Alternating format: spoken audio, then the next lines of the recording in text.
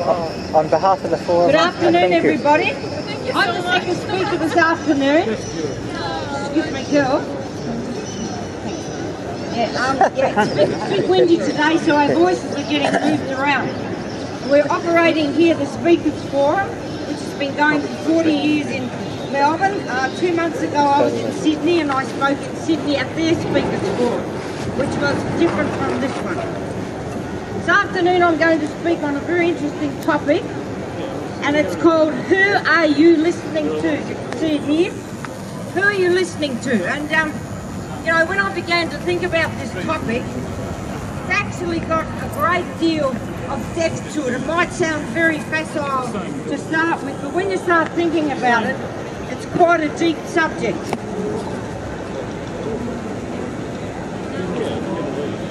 See, a lot of people who listen to different people, different courses, different entities, and some of them lead people astray.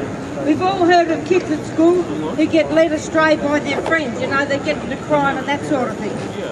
We also heard of stories of people on Facebook who correspond with people on Facebook. They might be very interested in a particular person and they might be corresponding or interacting with them for some time. And eventually they get to meet this person and they realise that the person is not what they thought they were. In some cases this has led to extremes where someone has been influenced and attacked by a pedophile or a sex maniac. So I'm just illustrating the point that we all need to be very careful of who we're listening to. And I'm going to list some of the many things that we all are exposed to. My previous speaker friend mentioned the media, and I'm going to touch on the media today in a not very flattering fashion. So I've made a list of all the different things and entities and forces that influence every one of us. Politicians, the media, scientists, financial experts, celebrities. I might even call them pop-up celebrities because they're popping up all over the place, especially on reality TV. Sports stars, soapy stars, Big Brother housemates, your Facebook friends, your family, your workmates, your boss, university lecturers, the church, God, and your doctor. Now I've just listed all the people and things and entities which each one of us at some time or other has listened to, right? There's not a person here that hasn't heard something on the media or whatever. We all go to the doctor occasionally. Now, talking about finance experts, I had a friend who passed away about 12 or so months ago, and he actually died because he listened too much to his doctor. And his doctor was not a good doctor, and he gave him the wrong advice. So my friend eventually died because he was administered the wrong type of drugs. And my friend also lost about $500,000 on the stock exchange because he listened too much to his financial advisor. So that's two other illustrations of how you can get into trouble by listening to the wrong entities or people or forces.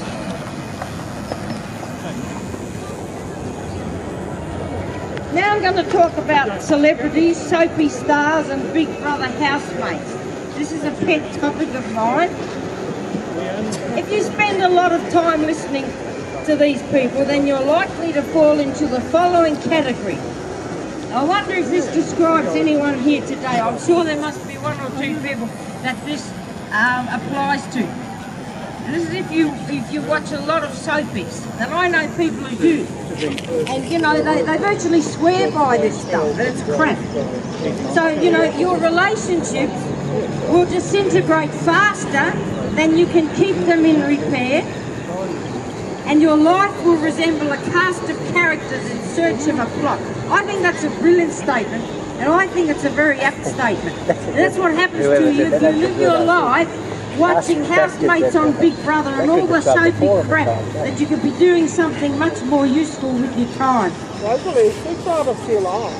Hey? Yes. Yeah, it is. It came back last year. In fact, our illustrious Prime Minister went on Big Brother at the invitation of, I don't know, especially his daughters. So there you go. It's very fashionable to be associated with Big Brother.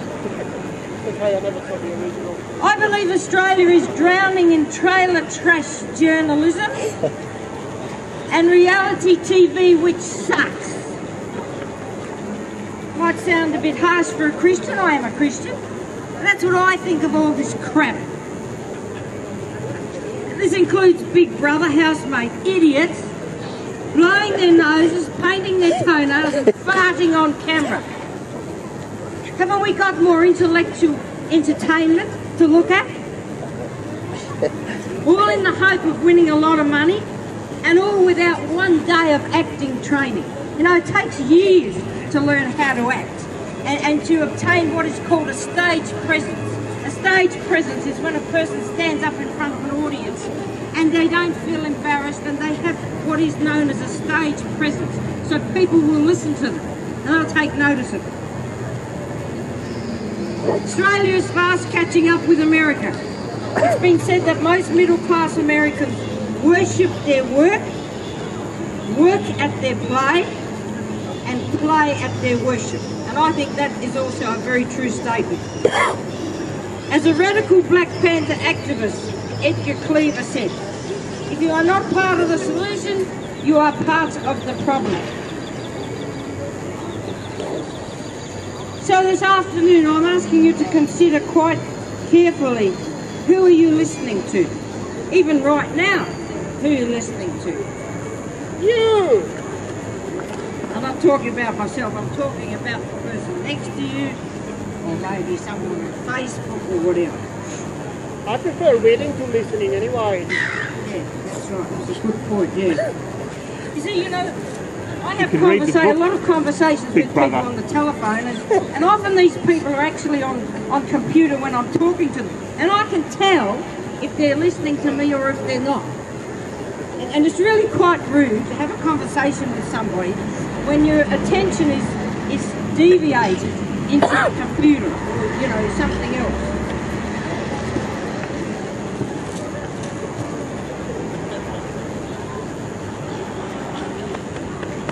I've also come to the conclusion, and I'm sure I'm not alone in this, that we all listen selectively. Now that means that we hear what we want to hear. I want to ask you all this afternoon, are you listening selectively? In fact, are you listening to me selectively? Are you tuning out what you don't want to hear? And we all do this to a greater or lesser extent. And we do this because we all come with our own inbuilt or learnt biases and preconceived ideas and presumptions. And this is very obvious in the case of religion. Now, I have an atheist friend here today who I have a great deal of time for. I'm just going to make a comment. I hope he's not offended by this, but an atheist will filter out or block out anything which could possibly convince him that there could be a God. You'll filter it out, you'll block it out. You've got that round the wrong way. It's the Christians that filter out anything that... Yes, I'm aware of that, but it works both ways. I was going to say it works both ways, but thank you. And on another level, you can actually block out the voice of your conscience. Hi, Richard. Or the voice of any higher moral authority. People have been doing this for thousands of years. I'm not just talking about people here today or somebody you know. This has been happening for thousands of years, since 2,000 years, since the time of Jesus Christ.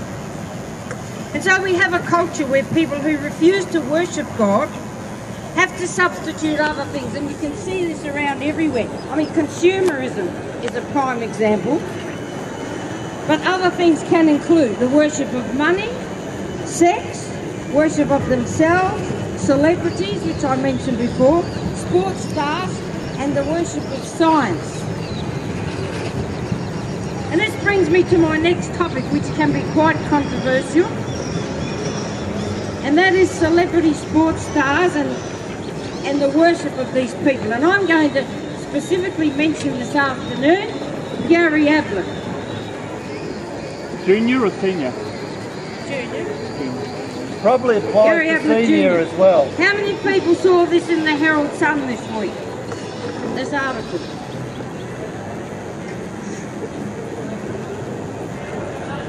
Thank God, says Gary Ablett. My faith is everything to me, he says.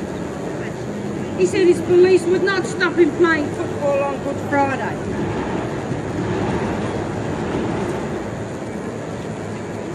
You said both those things? I beg your pardon? You said both of those things? That's what he said. I'm quoting him. And so I'm here this afternoon, my friends,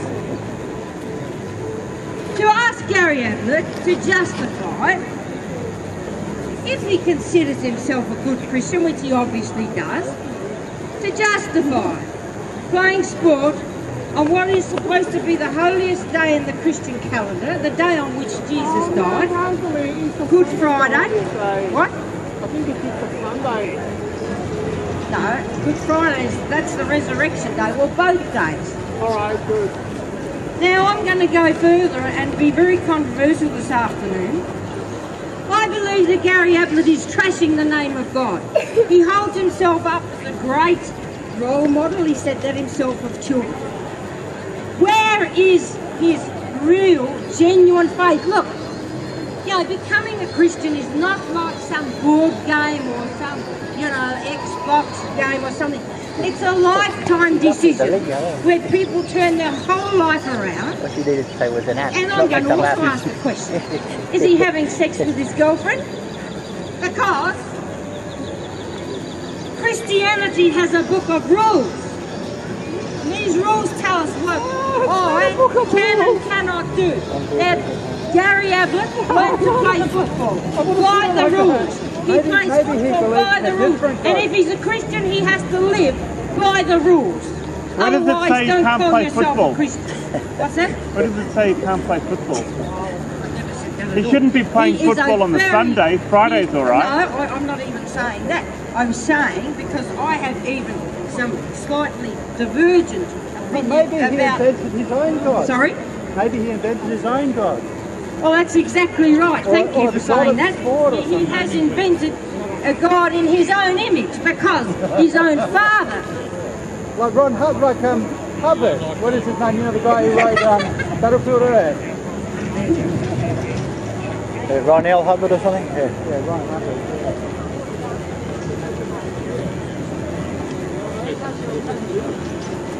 So where are you getting these rules from? The Old I beg your Testament? pardon? Are you getting these rules from the Old Testament or the New? Is it the Old Testament? Or The New. I don't think Jesus said much about adultery, did he? Have a look at the New Testament. Wasn't it the All Old Testament? fornicators, all liars are going to hell. Haven't you read the Bible? Yeah, but that wasn't from Jesus. That was from Come Paul. on. So you're saying that Jesus had a different gospel from what Paul taught? No, I'm saying the Bible is a collection of people's writings, and not all of them are from Jesus.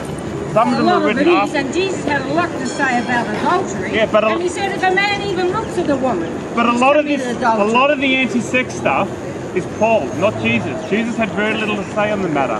It's Yes. Paul who took Christianity and twisted it that's into a quite degenerate good, yes, version of yeah, I'll accept that. Zoroastrianism. Yep. And he made it anti-life. Now you're picking and choosing what you want out of the Bible. No, I'm That's not. right, Yes, you're you cherry are. picking No, I'm the not. Bible. You are. You can justify anything from the Bible if you want to. But You everything just pick and choose the bits No, you want. I'm pointing You've at the either got to obvious. accept the whole Bible. Exactly. that? Or And not. this man is Right, an because atheist. you- Look. even, He knows and more about the Bible you've got to than Gary accept the Old Ablett. Testament as well, Who said? because the whole authority of the New Testament is based on the Old Testament. but the Old In fact- Testament was the in Old fact, Covenant. Jesus said you have to accept the Old Testament, the Of course he said laws that. of the Old Of Testament. course he said that.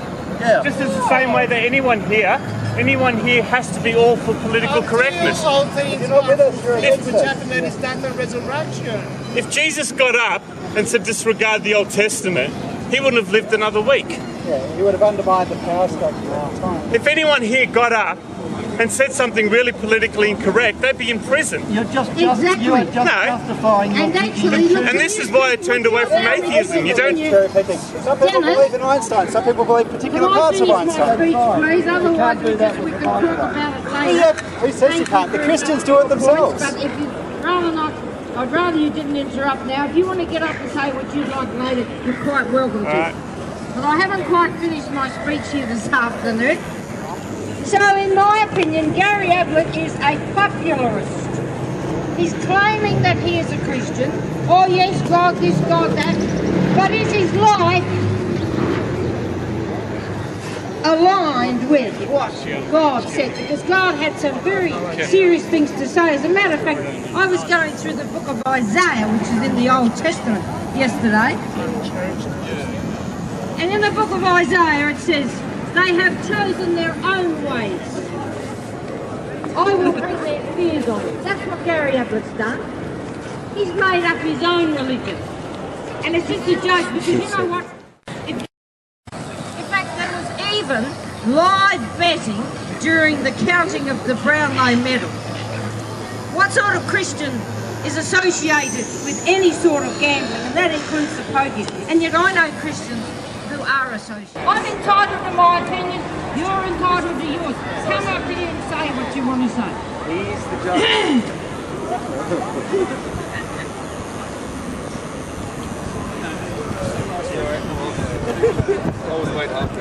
Now, in case you think I'm picking on football, I'm now going to talk about cricket. David Hooks was another sacred cow that people listen to. And I'm going to quote what was said at David Hooks' funeral, and this really makes me feel quite sick. At his funeral, they said that we would honour the memory of David Hooks in everything that we say or do. I've got a little thing here, but let's get real, let's take a reality check, my friends. This is idolatry. This is adulation, deification and idolatry. At the time of his death, Hooks was having an affair with the wife of the South Australian team's coach. He was also known for his sexist and chauvinistic attitudes to women. I, for one, will not be honouring David Hooks in everything I say or do. I remember Brent, he used to come here, if you know, Yeah, remember Brent, Brent? He used to say that, was Einstein good or bad? You know, he made significant contributions to science, but yet he was a smoker, so therefore he might not have been a good role model for children. That's a very good point. What the point being is that everybody has both good and bad inside them. So you can admire people for the good things they do, but not necessarily admire them for the bad things. Well, I think Christianity is a little bit different kettle of fish from science, because you see, science does not have a rule of morals law book like we have, which is very specific about our morals. I think people, they try to be tactful by focusing on the positive things about a person, but sort of overlooking, whitewashing the bad things. So they try to encourage the good things by emphasising the good traits in people and just not mentioning the bad things. And everybody understands there are bad things. Everybody at a level of maturity understands there are bad things in everybody. That's right, of course. Yeah, thanks. Thanks, Richard. Well, how many people have heard about Steve Waugh's latest book? As a major book reader, have you seen his book? I haven't even heard of Steve Waugh. Who was Steve Waugh? Did someone tell me? Cricketer. I think he was the captain. Okay, he's got a new book out, and I was talking to someone who told me about this book, otherwise I wouldn't have heard about it. So I actually saw it in a shop, and the book is called The Meaning of Luck. Very philosophical, I don't think. And then my friend went on to tell me that, oh, you know, Steve Waugh, he's a really good bloke, you know, he supports Mother Teresa. You know, I think it just smells something a little bit sort of suspicious here. You know, like, why is it that Steve Waugh has to write a book saying how good he is? Is it that maybe there was some match fixing going on? I believe there was. And maybe he wants to paint himself in a good light. Maybe I sound cynical, but that's my take on it. It's a way to make income after you stop playing cricket. Sorry? It's a way to make money after you stop playing cricket. No, just a minute. That's a very facile statement. That's a stupid statement, Dennis. No. That is totally ignoring Wait, does he the make money or very not out of deep it? point that I just made about think the you're reading too much content of into this it. book. No. I think you're looking for something to get enraged about. You come up and give us your wonderful words of wisdom, Dennis. I'll be ready to hear what you've got to say. I might even take notes.